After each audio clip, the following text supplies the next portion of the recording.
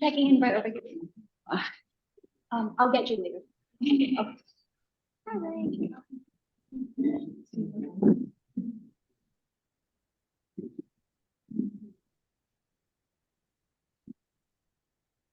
right.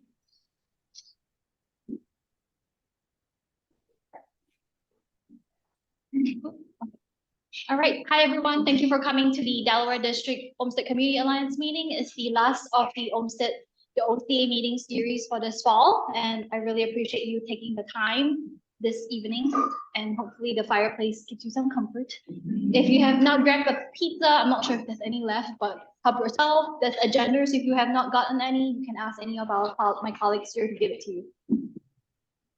So, a quick overview of our mission and vision. The mission of the Buffalo Olmsted Parks Conservancy, a 501c3 nonprofit in the city of Buffalo, is to steward Buffalo's historic Olmsted Park and Parkway system to benefit and welcome all. And the vision, which is more big picture, to create an exceptional park network for all of Buffalo. The mission and vision it was revised in just the past year. So it is new for the Conservancy and also for Buffalo, and we are hoping to strive towards that direction.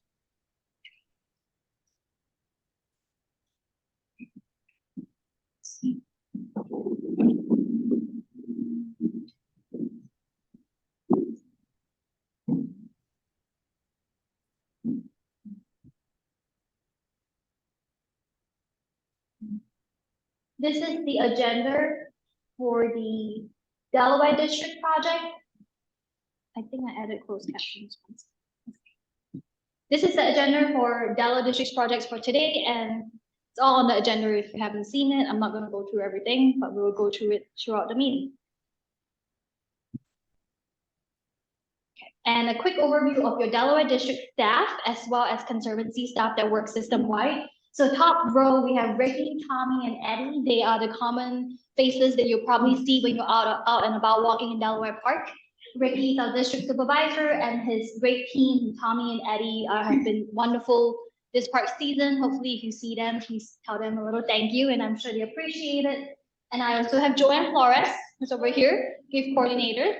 Madeline McGrady, not here with us today, but she's our special gardens manager, as well as Christy Munson, volunteer coordinator. And we also have Caroline, who is sitting right beside her, which is in her team. Oh, sorry. Wait, sorry, Caroline. And we have Natalie Giascio, who is our business development manager here as well. And I was supposed to have been a partner update by the Buffalo AKG, but I don't think Aaron is here. So a quick overview is the AKG is looking to partner with the Conservancy on a public art project for 2024. And I'm not going to be able to explain this project eloquently, so I'll let them do it when the time comes. But you'll probably expect to see, once approvals are all complete, to see some public art coming up in Delaware Park at the White Lake site. The grand staircase, we'll start with some happy and awesome, great news, has been completed. The restoration was officially completed early this fall. Was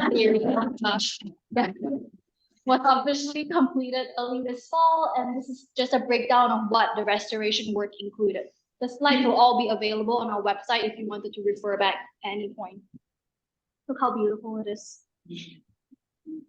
The Marcy Casino exterior west stairs is also completed. This was recently completed, and it is now a little bit more accessible and also safer, because I don't know if you can see it from here, there were cracks and broken areas in the stairs in the old one, in the previous one. And the next phase for Marcy Casino repairs are the doors to the main doors of the terrace, and likely if funding allows for the garage doors where our staff store their equipment. So that is still in the estimating phase, and the timeline is to be determined. Delaware Park Playground, we have not, the initial timeline was for it to be completed end of this year, but due to some funding holdup, we were not able to purchase equipment, but we've received positive news that the funding is coming through, and we're hoping for it to purchase equipment before end of this year or early next year to allow for summer 2024 construction and hopefully complete it in early fall next year. So there will likely be a timeline update at the spring 2024 meeting, so you can expect it. Any questions on this project? Okay, this is the playground by Colvin and Amherst. Yes. Point of the Meadow compensation, which is right down the road on Ring Road over there by the 198, is currently closed to the public and it is undergoing a next phase determining the timeline as well as hoping for estimated construction to occur winter of this year through next year. And the goal is for this Point of the Meadow shelter to be a year-round bathroom shelter and complete rehabilitation of the interior and also ensure ADA access. So here's a view of the interior. I wouldn't want to use this bathroom, would you? So we're really grateful for the funding that came through and we're hoping that this project will be great for the community. Other structural issues. And Gate Circle traffic calming. So this Gate Circle is right by where Canterbury Woods is at Lafayette and Delaware. So the phase 1 has been completed where it includes more traffic calming measures like restriping, adding crosswalks between the parkways. You would see that, and I have a photo here. So it looks like this. This was just taken this afternoon. And the next phase is really to improve additional traffic calming and to gauge how we can provide safer access to the fountain feature. So this is all in phase 2 and it's a city-led project. So this is really all the updates that I have for now. But if you have any questions, we can always relay it to the city. So the other part, the more artistic part, I guess, is the ornamental lighting standards. Those were restored to the Arts Commission funding, supported by the council member Ferroletto. And they're currently in storage till the project is reached a stage where it's safer and more finalized before we will put it out. On that note, I'm so sorry. Logan from council member's office is here. All right. Pickleball. So pickleball has been a topic that has been a hot topic, I would say. A lot of people have been interested in having pickleball courts in Delaware Park. So we have been corresponding with Christine, sorry, where are you? Christine and her group of pickleball fans, and we thank you for your patience. I know it has been a long run. So this is the current status after talking to the city. Delaware Park, knowing that it's on a national register for historic places, any modification to a park has many layers to it, right? So if using an existing green space or park amenity, the funding, first we will need funding to conduct a preliminary assessment with a consulting firm to assess different things like survey work, park use, historical significance, etc., followed by a meeting that focuses on this topic. And if it's using a park space that is currently, so I know your other alternative was to use a green space to convert it to a pickleball court, and that would be an even more complicated process due to taking away green space to put in paving. Does that make sense so far? The proposal was to revert what currently is the tennis court right into, and that approach would definitely has less steps than the one where you take away green space. So in our minds, I guess the most straightforward way would be to utilize the tennis courts down by the 198 by the police tower to convert them to pickleball courts. And okay, yes, I'll take questions first. Yes. You know, we were talking about the 198. I mean, that was a tennis court. Mm-hmm. You can see it has never been used because it's inaccessible. Sure. And the other tennis courts that we're talking about, just 19 version, that is kind of been underused, and so there have been people playing football there using the higher nets, but I just feel like it's license to have it over there, it's not being used. Sure. Underutilized. Yes, I've worked for the state, I understand the complicated process of things. And that would be great for doing a real fine, professionally listening, great job. Meanwhile, they're not being used. I believe there's a capability of being temporary use for other purposes, like just paying lines on it, or let somebody voluntarily pay lines on it. Use it to meet this for the year. Yes, I mean, the courts that we're talking about, it is the general, the public understand courts. There are other tennis courts that you can use the McMillan courts. And those courts really need to be resurfaced to begin with. So, and also they need new poles. The one pole is so rusted, it actually fell right off. So it can't be used for tennis right now. So it would seem that some of it would just be out of maintenance. That you could do a conversion to pickleball. It's not really a whole new capital project. It seems to be there's a lot of resistance in the city to doing anything.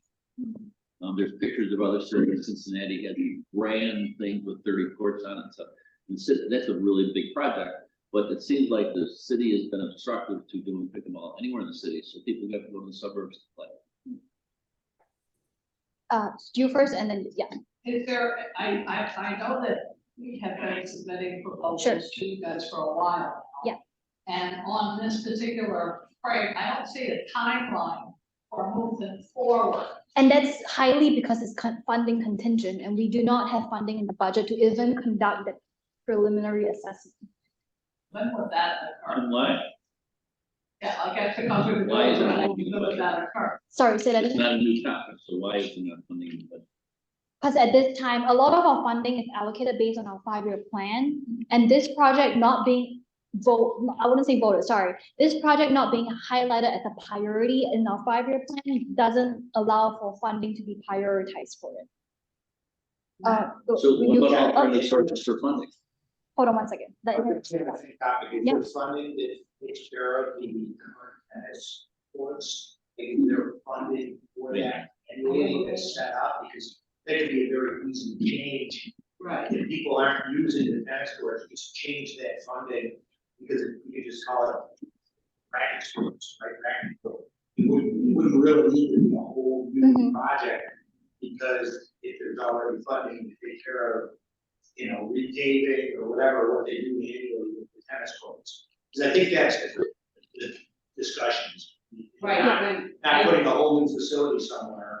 I did talk to Brian, and Brian, Brian Dole, when he was still here.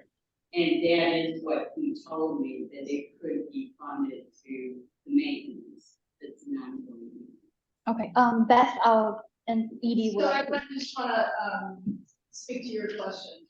The city is actually the one that there's any resurfacing done to any of the courts. It's really the city's responsibility to do that. It's just not the part. If it's, major kind of resurfacing to the courts themselves, to the surface. Okay. The Conservancy takes care of like the nets and maybe some of the pools. That's any like major resurfacing. The only thing that we would be involved in any kind of major is if we got some funding from the source that we might take on it. The actual maintenance of the service. Yes. You've been raising it. With pickleball, you realize that the city of Buffalo schools use those for the tennis competition? They don't use McMillan? What do they We're use? not talking about McMillan, we're talking about. John Bass? Yeah. The one on Yes. Yeah, I heard McMillan before us. McMillan is on the other side of Delaware. Along the 90, and we're not talking about those courts, we're just saying courts. So, I mean, to this point on park use, this is why the assessment is necessary. we are unable to do it without we're unable to implement a new park amenity without a process. So we need to work with the city to first come up with that process and also find source for funding to fund that process. So Yes. this is something that says, okay, sometime in the future, something's gonna happen, I'm not quite sure what it is. Meanwhile, Mike's gonna take the service for me. How do we prompt the city to take care of those things? Right. How do I mean, we you can't even play tennis on those courts, it's particularly one court, there isn't a pole to hold up the net. and can we? And the rest is rusted as Right. well. So in the case of, Pursue yep. other sources to Mhm. bring funding, and we corporations be willing to do it, people who support libraries across the country. If you're able, I would say if you know of a pickleball source of funding, let us know to conduct the preliminary assessment. And when it comes to improving park amenities, that's what the 5-year plan is for. So the 5-year plan that's currently happening ends this year, and we are going into next year to plan for the next 5-year plan. And in the 5-year plan, there are projects that they laid out, and the community, you take a survey, you come to meetings, and you get engaged to tell us, the Conservancy, what you would like to see prioritized in the next 5 years. So say that again? No, so the next 5-year plan is coming up where we are planning for it, which is next in the But spring it of. sounds like you wouldn't even have a 5-year plan until the end of next year, possibly. We will officially publish it for the next 5-year plan at the end of next year. So basically, it's continuing. So that No action. We will continue to work with the city to come up with the next steps on this project, but right now, this preliminary assessment is the priority in order to move forward for the next phase. So to go back on your part, sounds like there's some space available with the poles are need fixing, so that's out of your budget, correct? No, It's forward and that. I think we definitely do the nuts, I have to check on the poles, but I think the poles are probably be on. Right, so if somebody wanted to have a volunteer who turn in and work to revitalize a couple of the courts to change them over to pickleball, would that be, how do you get something like that? So you have to wait 5, 6 years to have some pickleball courts in the city. We can, sorry, We can, I think- maybe speaking about the ones. No, Speaking no, of. so Well, anyway. now. Get at it, nobody put tennis there either. I mean, that's a waste of place. Let's go back to the question about giving people go ahead and do something in the meantime. That was something we have to talk to the city about that. We also, there are permits in the courts, I mean, yes, we do have to get.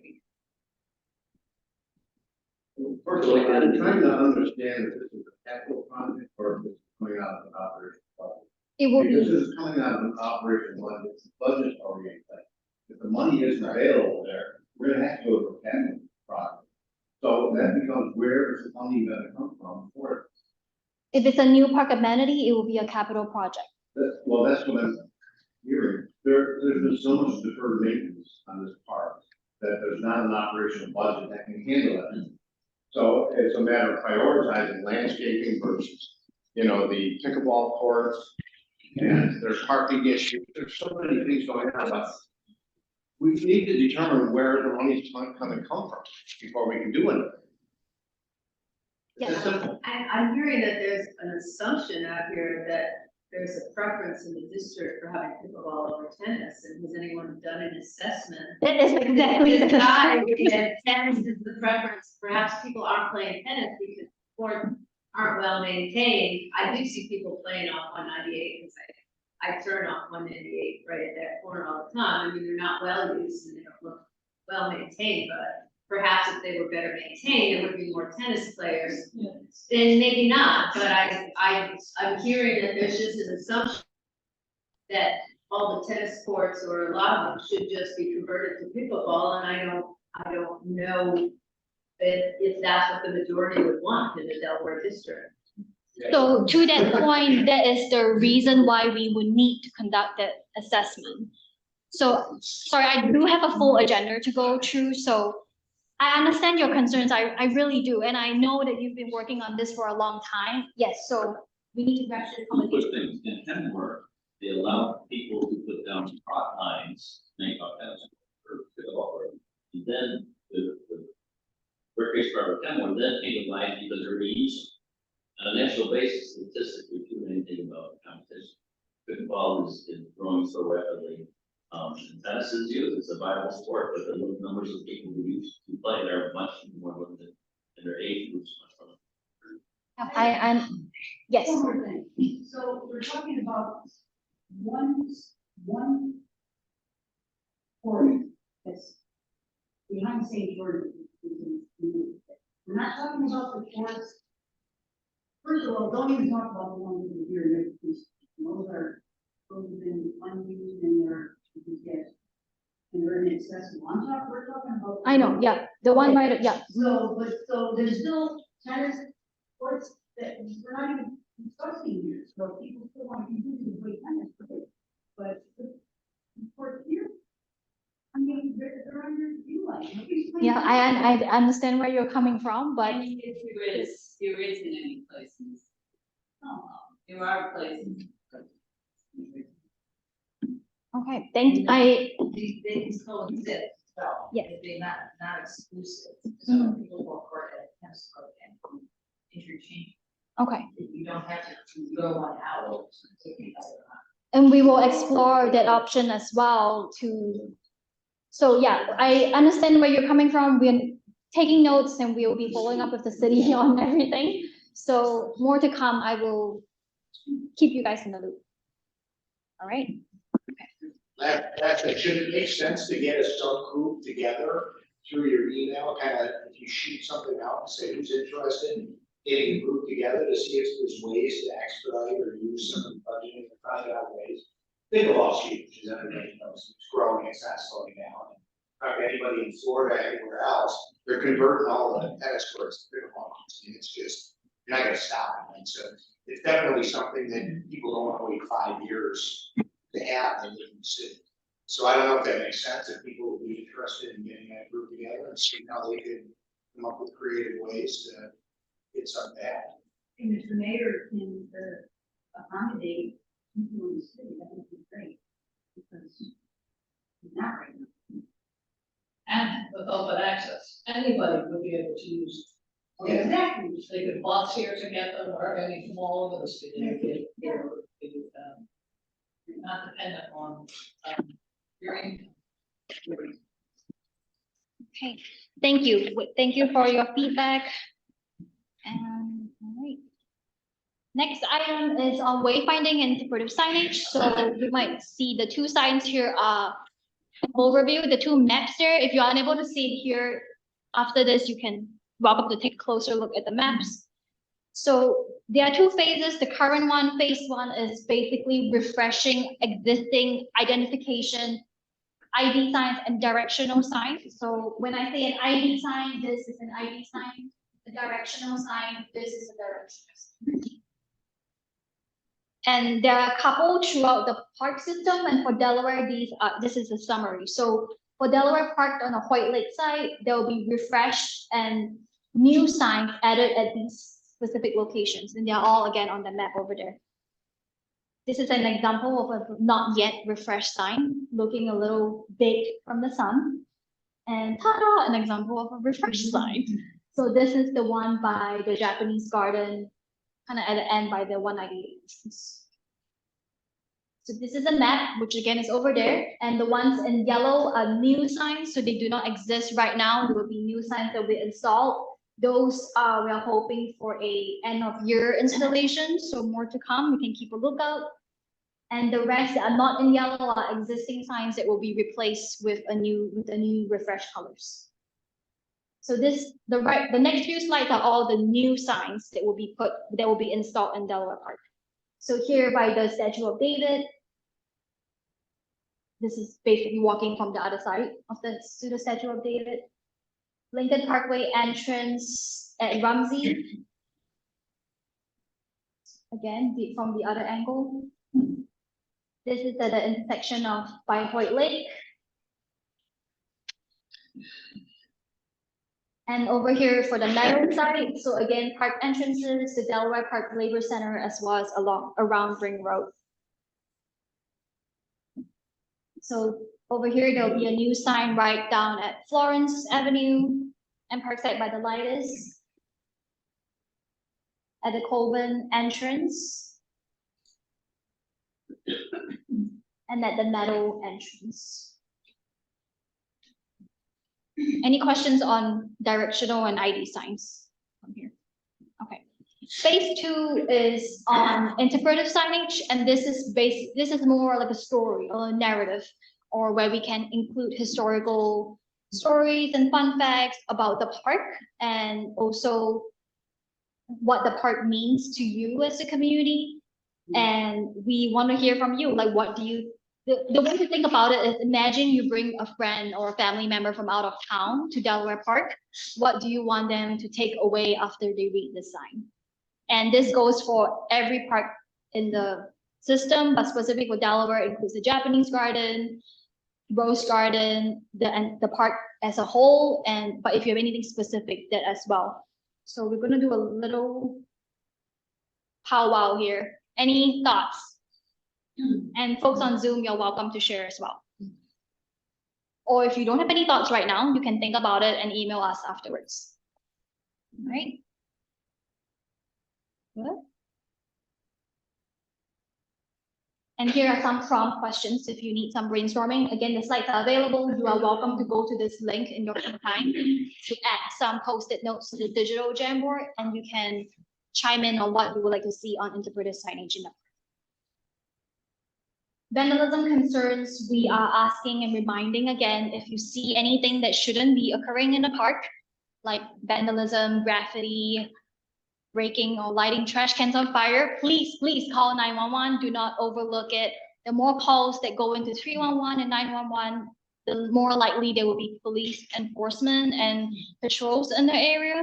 So we ask that if you're using your parks to definitely remember that and know that your call matters. A list of all the special events in 2023 in Delaware Park, and there are 3 flags. So it's an amazing year, and Natalie here, where her department manages and oversees all the special events from the Conservancy side, they've had a very busy season. So starting from February in the winter, lots of races, festivals, markets, and till December, yeah, coming up, a few races. Our programming partners for this year, these are some partners that we've really worked together closer this year that we're really proud of, and we are hoping to continue that partnership through the next few years, or with more partners throughout the city to engage a wider demographic of audience. If you have any ideas on organizations that might be interested to align with the Conservancy's mission, or if you are part of an organization yourself and just want to get to know our goals and how we can support each other, feel free to reach out to me. And now I will pass it on to Joanne, who will talk about the commemorative benches in Delaware Park. Hi everyone, it's me, I'm Joanne Flores, I'm the gift coordinator, so I help manage the commemorative giving program here of selling benches, trees, and paper stones to honor someone or celebrate an occasion. I'm specifically talking about benches because we've installed 5 brand new benches at Delaware Park, mainly around the Hoyt Lake area, so it's been wonderful to do that. And this year so far we've stained over 40 benches, which is pretty good milestone, but I have high expectations and I want more. So if anyone is interested in getting their hands a little dirty and staining the benches, it's a wonderful way to be outside and just feel great to give back to your park. Shouting out to Chrissy, who has been wonderful to work with, and she is the volunteer coordinator. Come up and talk about your volunteer stuff. Yeah, you guys are gonna get kind of tired of seeing You need up to here. go in. Yeah, please reach out to Joanne, even just to say hey. That was Yeah, I mean, benches are such a wonderful thing. And oh, that's great. So we have lots of exciting bench staining events coming up. So stay tuned. I'll tell you how to get involved. So Madeline unfortunately wasn't able to make it in tonight. So I'm kind of standing in to give some updates about the Japanese garden and the rose garden, which are her projects. So first, I mean, it's been a great couple of months. The last 2 months we've had 52 volunteers at least. I know there's definitely been more, and 157 hours of volunteer support. So can't do without volunteers. Another plug. So yeah, our regular volunteers, some of them are here, help so much with it. So if you've ever volunteered, if you're ever interested, it is so incredibly appreciated. Friends of the Japanese Garden is one of our best supporters for it. We have a monthly cleanup event, the first Wednesday of every month. We're there from 9 to 12, and that's when we get so much of our work done. But in addition to just getting the garden cleaned up, they also put on some awesome cultural events, with walking tours, and every once in a while, tea ceremony. Is there anything I'm missing, Paula? Not to put you on the spot, but Japan Culture Day coming up this Sunday. yeah, it's gonna be really cool. So all right, recently what we've done is basically put the garden to rest. It's pretty much winterized. We put mulch down in most of the beds. We've also been incorporating the Japanese garden into our invasive species management, which I will be going into more in depth in a little bit. And then we had a really cool pruning lesson where the Japanese gardeners from our sister city, Kanazawa, Japan, actually gave us a tutorial on their specific Japanese pruning methods. So we got to see the difference between how we prioritize pruning and how they do, and get to see like how a lot of the Japanese trees look different than ours do. So getting to learn how to incorporate that into our Japanese garden. And there will be more to come, and I can't wait. It's going to be really cool. Paula Hines on the 4th, which is this Saturday. Holy cow. This Saturday, Paula will be giving a free tour of the Japanese garden. At 10 a.m. 10 a.m. And that's her. I'm gonna give the tour. She's so nice. We just show up or do we sign up? If you send an email to the Japanese Garden email, which is through Facebook, but I can write it out for you, it's great, but if you just show up, it's perfectly fine too. Is it that one? Yeah, Japanese Garden of Buffalo at yahoo.com. But again, if you just have, it's fine, it just gives a better idea where you need a microphone speaker or if it's a small. And then Sunday, which is also daylight savings, is the Japan Culture Day, which will be at the History Museum. And that is from 12 to 3:30. And the information you can see on the side, and you can also see it on their Facebook page. And even if you're not going, you should still follow them on Facebook because they've got lots of cool stuff. I always say Culture Day and Cherry Blossom Festival, it's like visiting Japan without having to get your passport. So much. All right, and then the Rose Garden. I'm so impressed by the amount of work that we've put into this Rose Garden this last year, especially. So, you know, again, I just really want to give my sincerest thanks to all the people who've been out volunteering. We've been having a weekly volunteer event at the Rose Garden every Monday from 9 to 12. And there have been at least 4 different regular volunteers there every single Monday. So it's just things that have been done. It's really cool. And we have come a long way. I mean, that's from August of last year. You can see how unmaintained it was. And now we've got it really under control. A lot of that does come from the help of the Western New York Rose Society, which is another partner that we have. They're super, they help us a lot with education and understanding what we're doing and why we're doing it, and just actually physically coming out and helping us prune the roses, which has been such a huge help. Just like, oh, I took that picture. They're ridiculous. They're so pretty. So, we're actually going to be winterizing soon. I'm going to actually skip that one. We are going to be winterizing this Friday. We'll be there from 9 to 4. And a lot of what winterizing means is just putting soil on the base of the plants and just getting the rest of the garden cleaned up. Everybody is welcome to come. And I just want to remind you guys to check it out before all the roses go dormant. I took this one on Monday. They're still in full bloom. They're gorgeous and they're healthier than ever. So they go dormant at 20 degrees. So go out now and smell the roses. They're so amazing. Any questions about the gardens before I go on? All right, well, now it's my actual, like, this is my project. This is something I am super passionate about. So please ask me questions, I love it. So there's a version of this over there, but I just want to talk about invasive species so you can understand why we really care about this. So an invasive species is an alien to our local ecosystem. Bad, it takes over, it causes harm to either the environment or economic harm, and it also causes human health harm. So like economic harm would be killing all the grapes. No more, wine industry. I know. And that's what this sucker's gonna do. We don't like that at all. And then, this one will burn your skin. That's a giant hogweed. And then other ones just like will actually decimate the environment in a lot of different ways. I'm not going to go too in depth, so we don't have to be here all day. I do also do walk and talks about this. If you're interested. So I developed a strategy where they're invasive species management zones.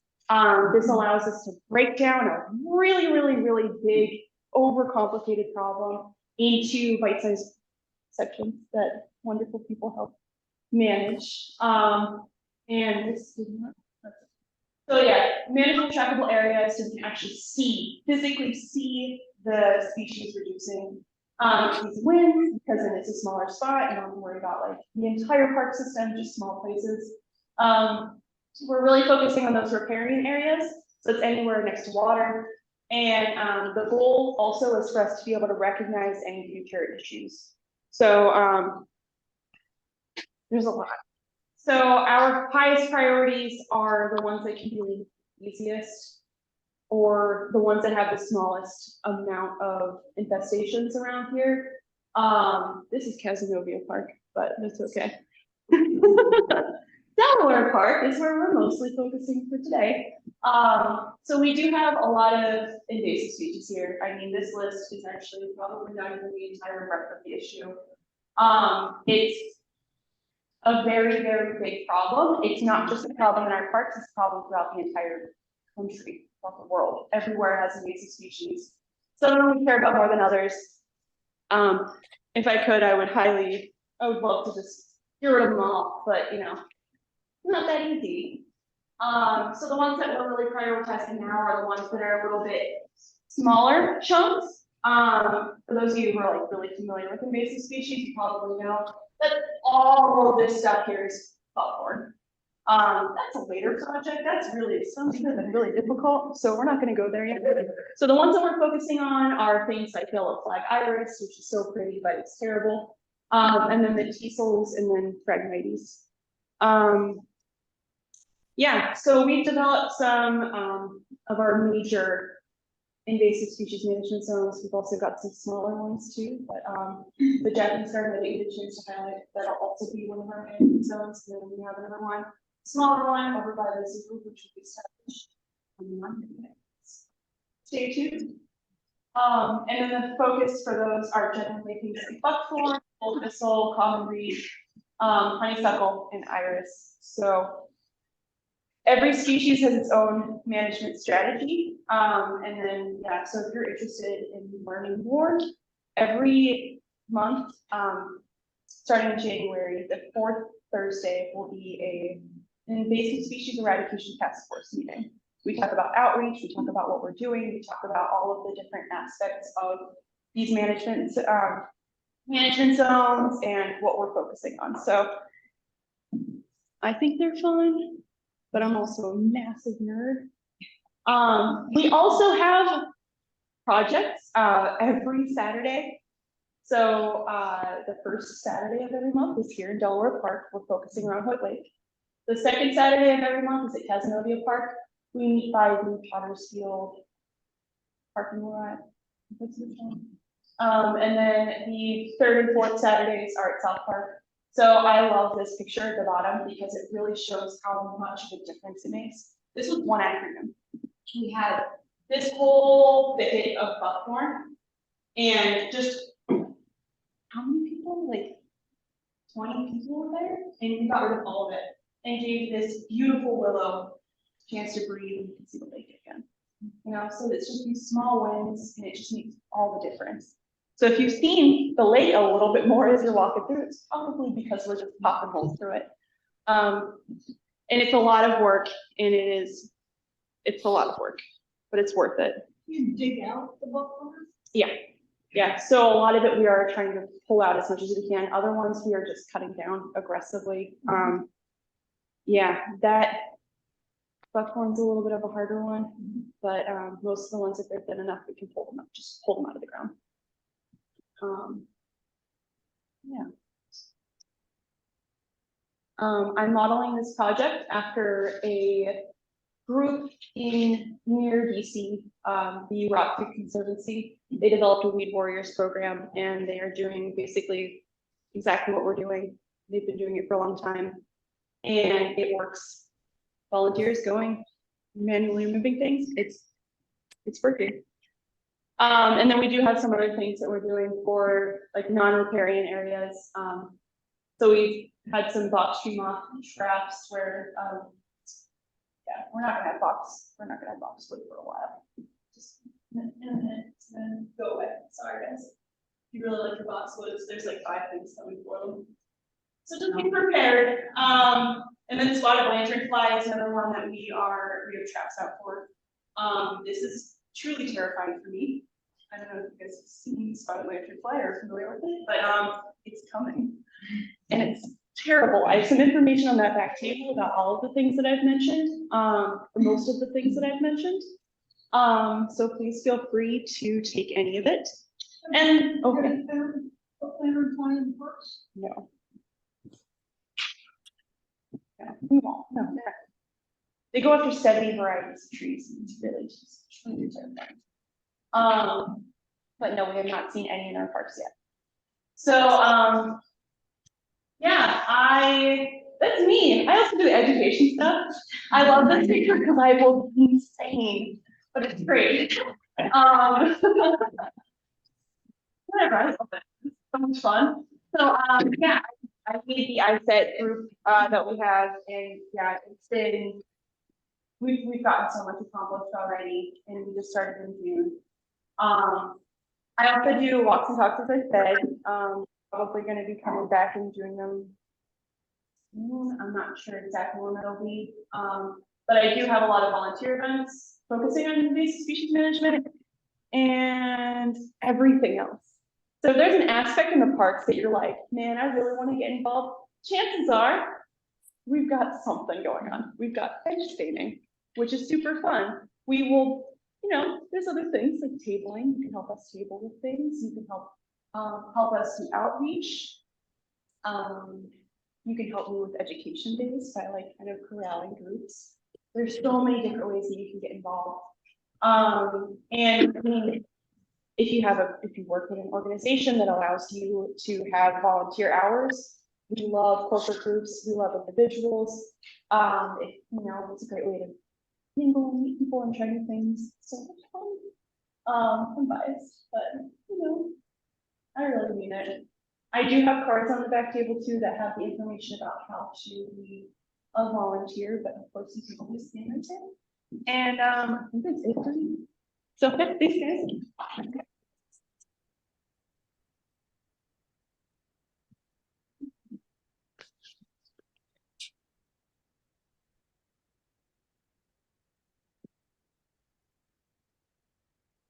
So I'm just going to respond to Roger. Hi, Roger. Can you talk about your question again? Oh, yeah. Can you hear me okay? Yep, we can hear you. Yeah, I was just wondering, so at the entrance, it's not really the entrance, it's where the cars used to leave the park at Meadow and Nottingham Terrace, is the concrete Jersey barrier and the two construction signs that are blocking the exit, really, which is a little unusual. And they've been there for a couple of years now. They were there starting during COVID. And I was just wondering, what is this? Who's in charge of those, and what's the status of that? It's a bit of an eyesore at that point in the park. Sure. So I believe this is part of the ring road closure that those barriers were put in. So I think I believe the city is waiting on funding for the next phase of that, and ultimately the road through the park is a city project. So more to come on that, but we will put that in the notes as well, and also follow up with the city on the status. Great, thank you. Of course, thank you, Roger. Okay, that's it for the presentation, but anyone's welcome to share any questions or concerns relating to anything here or anything else in the park system. Takers, what time is it?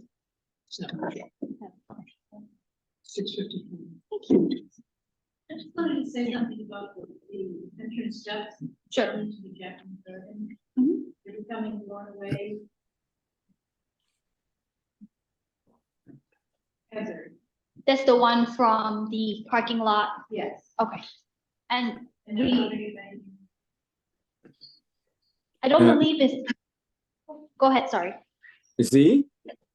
Yep. G? Hi, Dr. Lewin. Yep. Yes, there.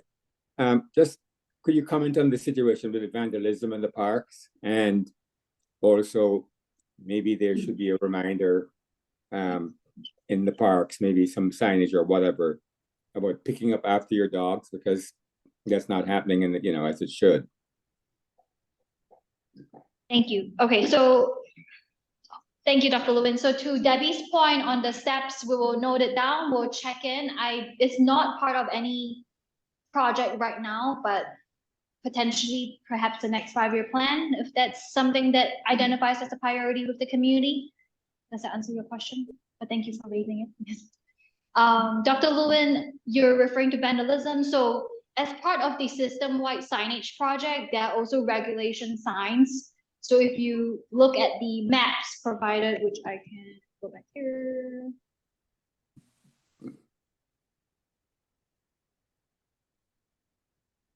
So regulation signs are the ones in red. Yes, in red. And I believe there are rules and regulations on there.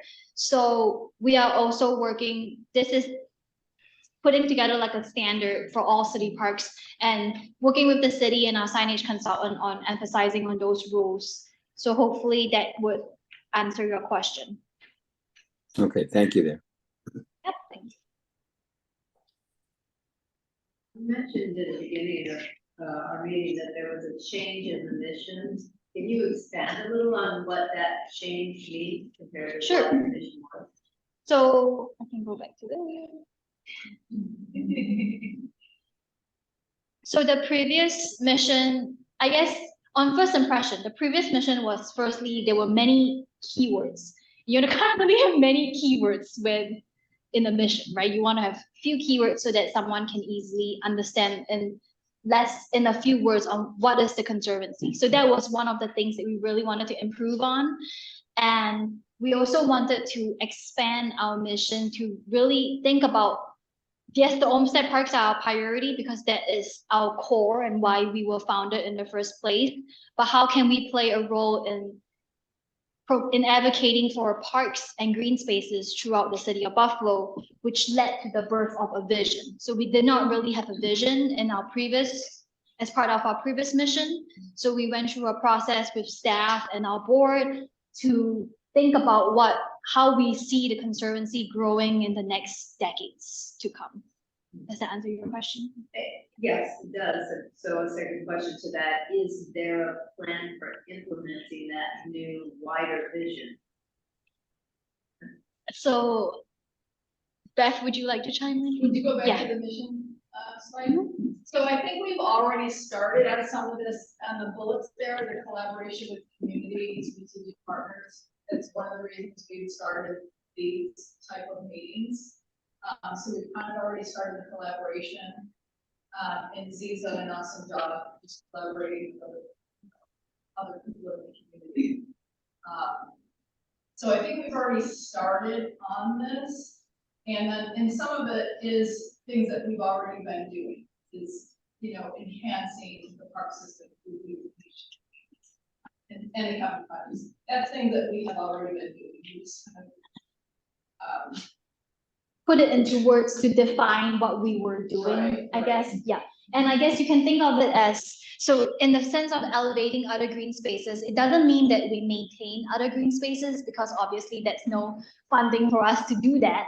But how can we use other ways to support what other organizations that are already doing that work, to elevate what they're doing and to put our expertise to good use. So for example, in 2020, this year, we launched a trial initiative at our greenhouse to work with Brussels Gardens of Western New York, where their mission is to Brussels Gardens, right? They do community gardens throughout the city of Buffalo. And the role that we play with the expertise and the space and resources we had was to allow for some of their community gardeners to have spring plantings in the greenhouse with a process, of course. So that was a partnership that we tried out to hopefully increase access for green spaces throughout the city. So that I would call that like a collaboration with a strategic partner. So that's one of the ways we're trying to think creatively. And I think because it's new and we are all exploring what this really means for each of our roles, there's definitely there's a huge opportunity. How can we move towards this mission and vision together as a team? Yeah, so through speaking with neighbors and also through a petition circulated, there's been a lot of interest in considering golf course in North Park. They have green space for multi-use or for other purposes. Is that something that the park department plans on reaching out or gathering more information on? So again, this is similar. It's a similar project in the sense of it would require a process. It would require assessment on who is using the golf course now. If that happens, what is taken away or what would benefit. So kind of like a cost and benefit analysis or so-called, and we need to have funding to make that happen. And it's obvious these are all city parks, and the golf course here is a huge income generator for the Conservancy as a nonprofit. I don't know exact numbers, but if Natalie want to chime in, so that's also that part, right? So like in a sense of how would we supplement that side of funding if we take amenity away? So these are all questions that will be addressed in a so-called assessment that would have to take place in order for a next step to be derived. If any staff want to chime in on that. But I understand where you're coming from, and yes. well, we do hope to collect user data that would show exactly how park goers are using the system within our city. And it should produce numbers such as that, like, who's using the golf course, if it wasn't there, how would it be used, and would it cause disruption to the system? But that's part of, the next 5-year plan as well, as well, to collect these numbers and this data. But we are, working with NYU to collect this data in the next. So that is something that we would help us make strategic decisions in deciding on park amenities, trying to meet the neighbors where, like in terms of what do neighbors want or to use, depending on how the park is being used, and how can we better prioritize projects accordingly. So what would you be, if they were, the golf course? If it could be in color, these people, detail. So what would be the plan? Because there's a whole free and open. You know, I think the big thing is about somebody, I mean, other dogs, lost their dogs. Sorry, what's your question? I'm just saying that, what's the plan if they were to take out there for the golf course, it's like putting in, Like making it into a passive area. yeah. So, oh, Well, maybe I think I agree with this, and I think the idea is that we have a meadow. The signs say meadow, which there isn't. You know, it doesn't exist. And so all of the uses that were originally intended by Olmsted that were heavily used before the golf course was put in, those become opportunities and parks of, you know, major urban parks. You know, there's no place to, you know, like the meadow was to lay out a picnic blanket, dog or no dog. Yes, there are places, but not in the kind of grand intentional sense that Olmsted, you know, laid out here in Buffalo for us. So that was, you know, a loss. That would be my.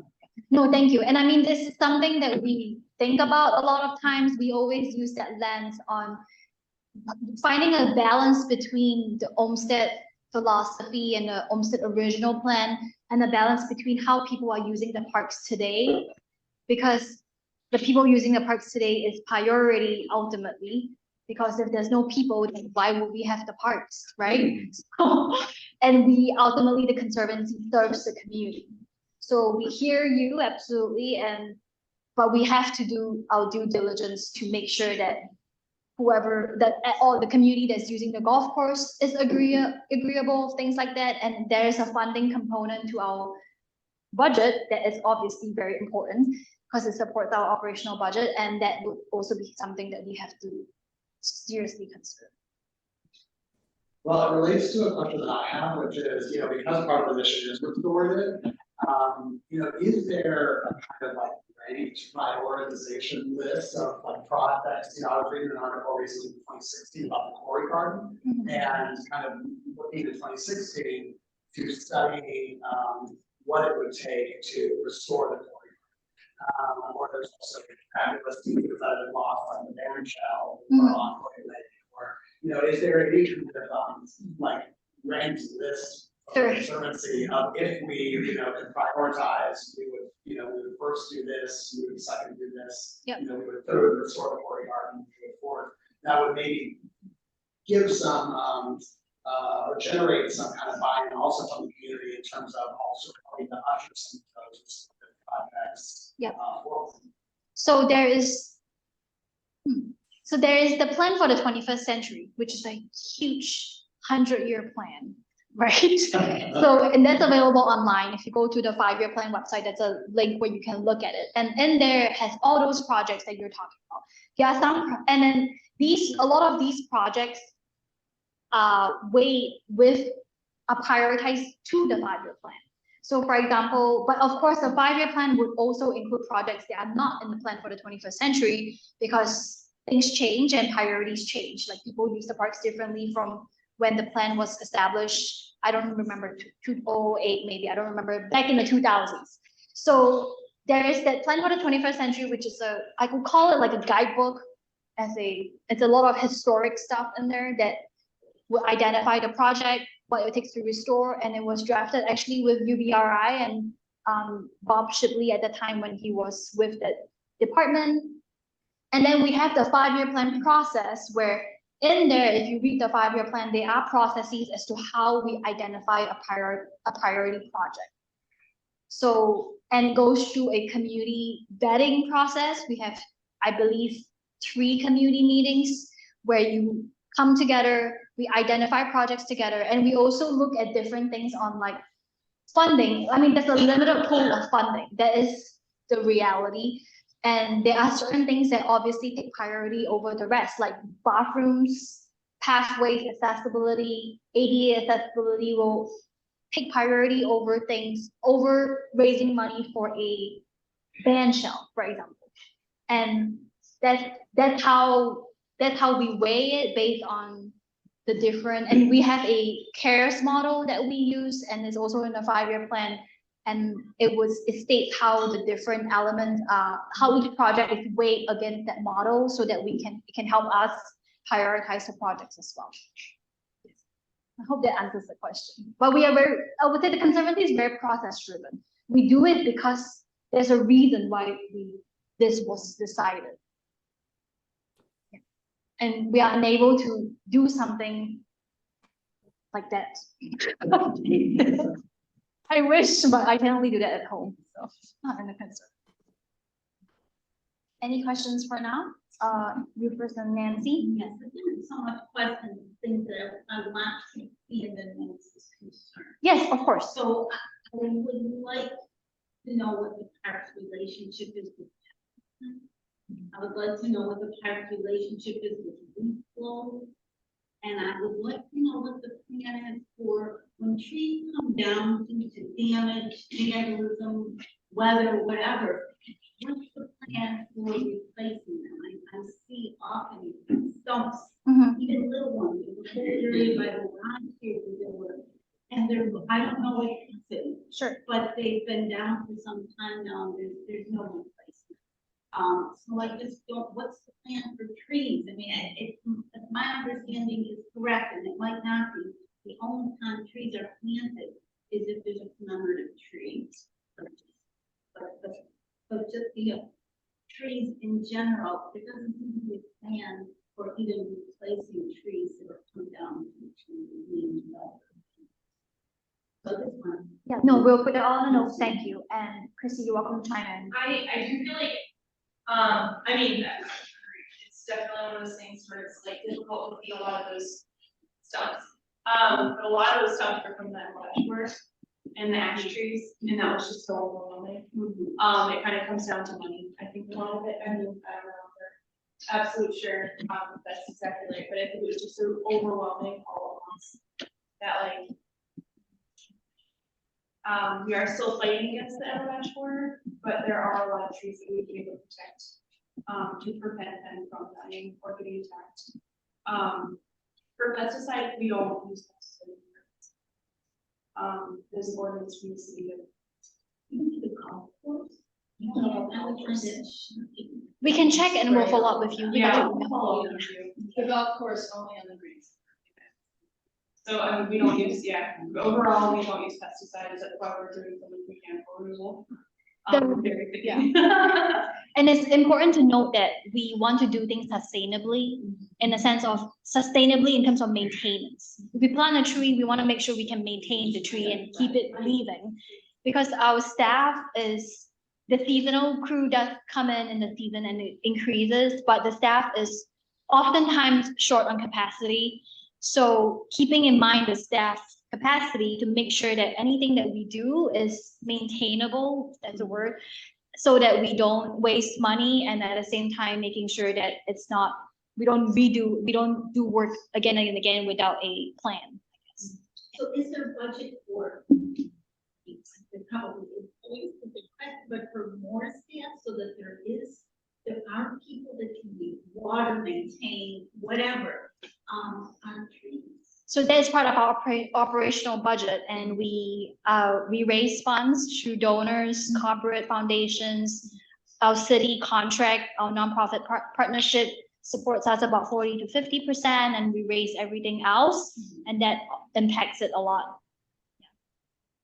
Oh, sorry, Nancy first. Yes. With regard to the 5-year plan, what is the time frame of that? I can't remember which 5 years it covers. And then when will you start the process? I remember participating in the process leading up to that. When will you start the process for community input for the next 5 years? So the current 5-year plan is 2020 to 2024. So the next 5-year plan is 2025 to 2029. And that one, we will begin engagement in the spring of 2024. This is not OT, yes. One other question related to this question about, I wasn't clear from the answers. So there is or there is not a plan for ever replacing trees in the park unless it's commemorative. Our forestry team takes into account, they have a tree inventory and they take into account like a few different factors, able to ability to maintain, what kind of tree to plant, and we learn along the way, right? Like for example, as we discover invasive species and how this specific species will be susceptible to a invasive species, we change and alter. So I would say it's always a work in progress. We are on the same page as everyone where we want trees in the park, because imagine a park without trees. So we definitely have that lens, but it's contingent on a few different factors. So like the ecosystem and the ecology stuff, funding, money to make sure that we can maintain it and purchase the trees and water them, especially the first 3 years are fragile. So keeping those things in mind, but we have a team that is focused on doing that, and they are a tight team, 3 people, all the trees in the park system. I think one of the biggest things is access to water.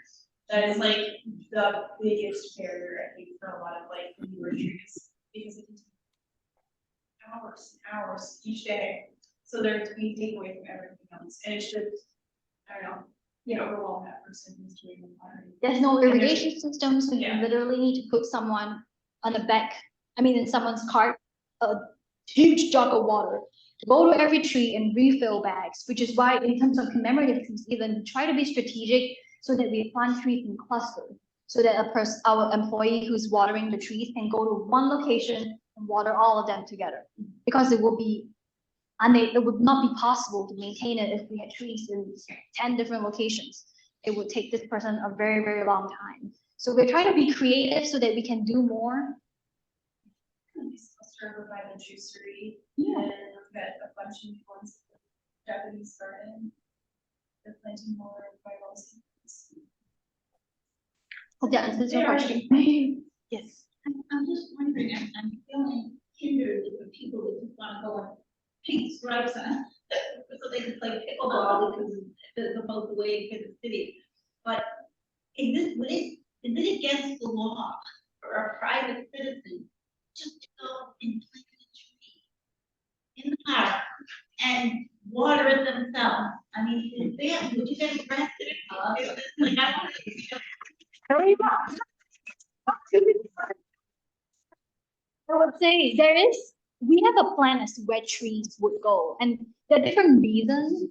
Like pipes underground, or I know what you mean. And oftentimes we had past experiences where someone would do gardening without telling us, and it oftentimes creates more work for our staff to undo it if it's not correct.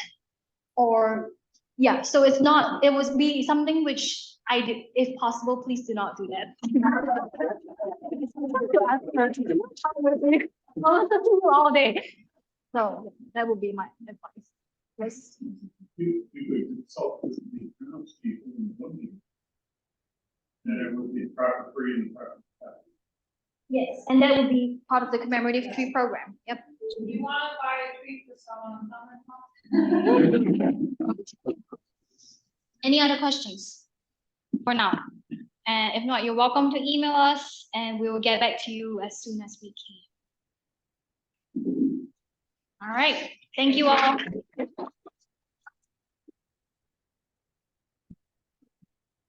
a wonderful